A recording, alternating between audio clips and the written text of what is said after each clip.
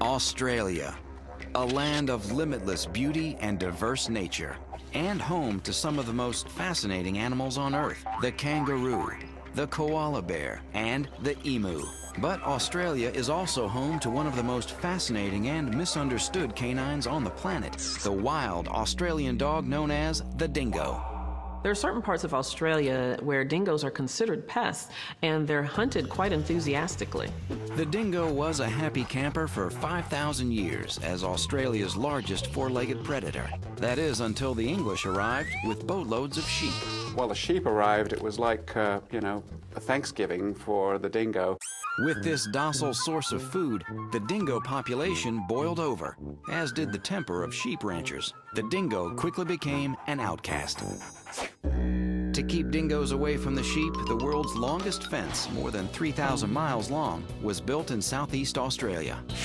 Dingoes may be best known around the world for their infamous role in the movie A Cry in the Dark, in which the character, played by Meryl Streep, cried that a dingo ate her baby.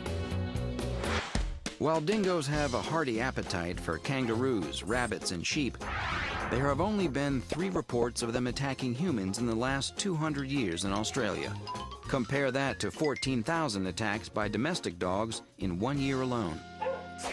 Dingoes are not considered a breed, but somewhere between a wolf and a dog.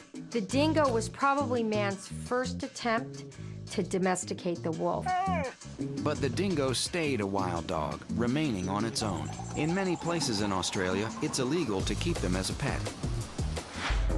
The name dingo originated from an Aboriginal dialect, and while they were not treated as pets by Aborigines, it's believed they often traveled with them. Some popular breeds of dogs actually have the dingo in their ancestry, and those include the Australian Kelpie and the Australian cattle dog.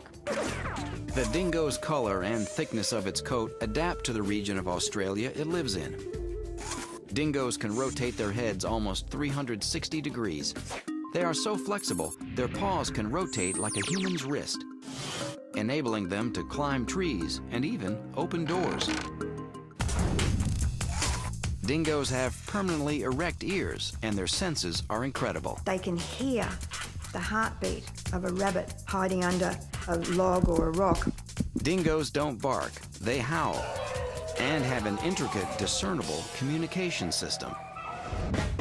The dingo is a wild dog and illegal in many locations, and they should at all times be kept away from small animals and unfamiliar children.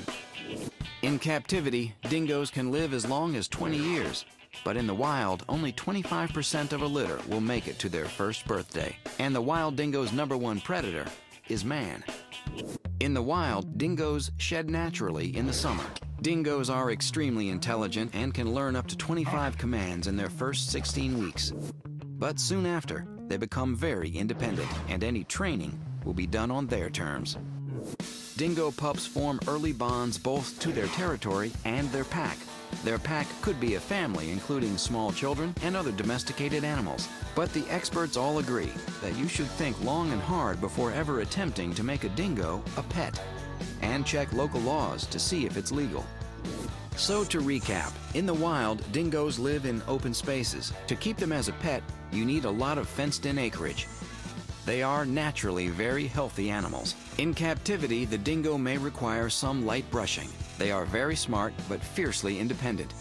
And while they can adapt to their surroundings, they are not a good choice for a pet.